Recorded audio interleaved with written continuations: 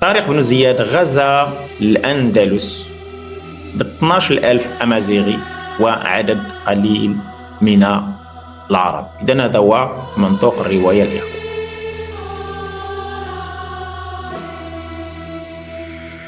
All the great waves of conquest which have swept over the world, whether of Greeks or Romans, Tartars or Moors, have been led by men of the tiger type, while the men and women of the ox type have been eternally the victims.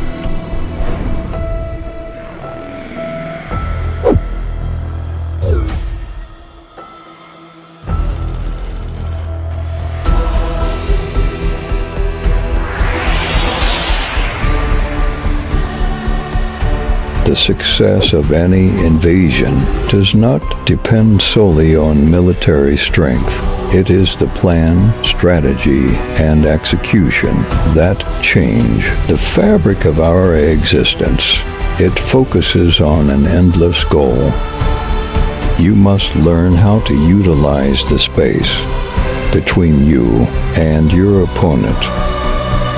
Watch your opponent carefully, observe, study, and examine all of their movements, and you need to use the first moments of each encounter to evaluate them.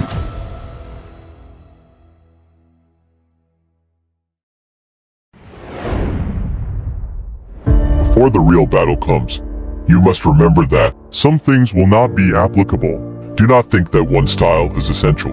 You must remain in a constant state of focus, where the techniques of your opponent are revealed and seasons change. And what should be done in changing seasons? For the humble, there is no fighting following these rules. So, the enemy who stands against the laws of nature has lost the battle before the fight begins.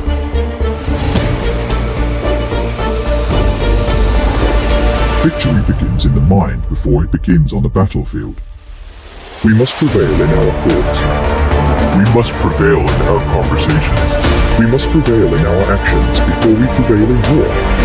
We must see that there must be a vision for victory. I must speak the language of victory.